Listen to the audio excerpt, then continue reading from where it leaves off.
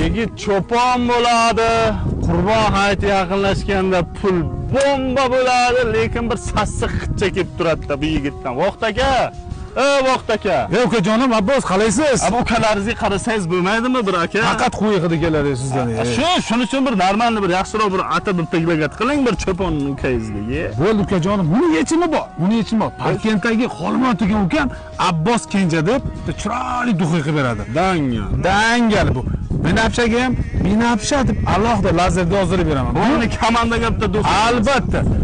Sheyxlar hayron qoladi, sheyxlar hayron qoladi. Aka menga sheyxlar hayron qolish kerak emas. Qo'shni qishloqda cho'ponlar hayron qolsin.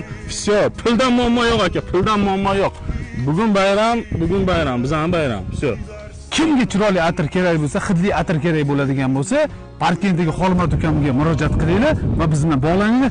Biz sizlarga yetkazib beramiz. Xuddi shunday.